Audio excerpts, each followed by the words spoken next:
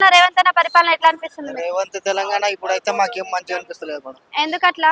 ఎందుకంటే అంటే ఆయన చెప్పుడు తప్ప చేసుడు ఏం లేదు. అంటే ఉచిత బస్సు ఇచ్చిండు, ఉచిత ఉచిత కరెంటు. బస్సు ఏం చేయాలి? ఉచిత బస్సు ఆడోళ్ళకి ఒకటి మొగలకు కూడా ఏమని తెలుస్తుంది? మొగోళ్ళకి ఆడోళ్ళకి ఇస్తే రాష్ట్రం మరి ఇంకా ఇప్పుడు ఆడోళ్ళకి తగ్గిపోతుంది ఒకటి కదా. ఇచ్చేది కాదు, మొగలకు కూడా ఏమని తెలుస్తుంది ఆయనది? కానీ అట్లా ఇప్పుడు ఆడోళ్ళకి పెట్టినందుకే మనకి దినసరి సరుకులు ఏవైతే మనం తినడానికి ఉన్నాయో వాటి మీదనే రేటు పెంచేసిండు. మరి ఇద్దరికి ఇస్తే మరి అన్ని అమ్ముకోవాల్సిందే కదా.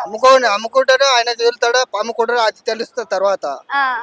ఫస్ట్ ఏదో ఒకటి పెట్టకుండా రెండు ఏదో ఒకటి చేయమను. అంటే 10 ఏళ్ల పరిపాలన కేసీఆర్ చూసిండు కదా, మరి కేసీఆర్ పరిపాలన ఎట్లా మరి అనిపించింది? కేసీఆర్ ఒకటి ఓలా తీయలేదని కులం మతం పెట్టకుండా చేసిండు ఆయన. ఆ, పెద్దోళ్ళు చిన్నోళ్ళు అన్న కూడా అందరికి సమానం చూసిండు ఆయన. ఆ, ఇక ఏం చేస్తుండు, వీళ్ళకు గుట్టలు ఉన్న వాళ్ళకు గుడాపులు ఉన్న వాళ్ళకు వాళ్ళకి ఇయ్యను, వీళ్ళకి ఇంత ఉంది వాళ్ళకి అంత ఉంది అని వేరు వందం చేసినట్లే కదా. ఉమ్, ఆడోళ్ళు ఒక్కటి తిరుకోక మొగలు ఇంట్లో వండుకోక ఇంకా ఆ, బస్సులు ఎక్కడన్నా పోవాలన్నా కానీ.